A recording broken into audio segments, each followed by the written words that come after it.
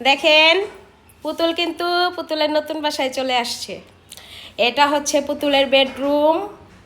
পুতুল অনেক খুশি। তোমার কেমন লাগতেছে? কিন্তু ভালো লাগলে কাজ হইব।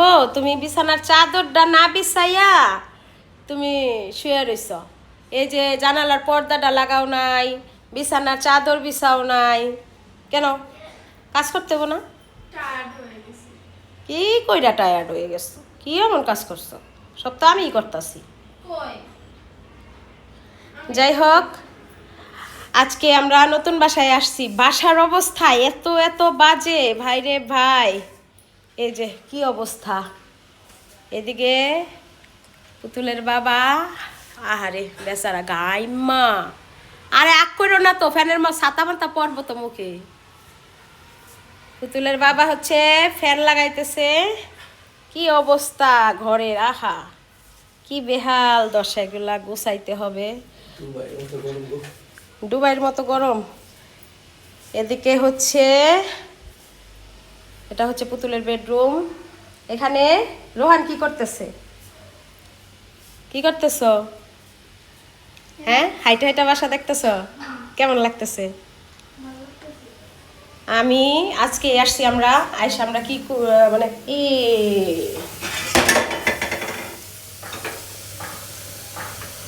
আজকে আসছি একটু আগে। ক্ষুধা লাগছে, কি রান্না করবো, আইসা তাড়াতাড়ি একটু মাংস ভুনা করলাম আর হচ্ছে ভাত। বাসাটা সব গুছাই নেই, তারপরে সুন্দর সুন্দর ভিডিও আপলোড দিব ইনশাল্লাহ। এখন আপাতত সবাই অনেক টায়ার্ড। আমি ভাবলাম যে আপনাদের সাথে একটু ভিডিও করে শেয়ার করি আমাদের এই অগোছালো ঘরটা। বুঝেন মনে মনে যে কতটা কষ্ট হবে গুছাইতে। তোমায় নিয়ে পুতুলের রুমে সুন্দর বেলকনি আছে, বারান্দা আমাদের নাই। আমাদের রুমে থাকলে আমরা বসে থাকতাম।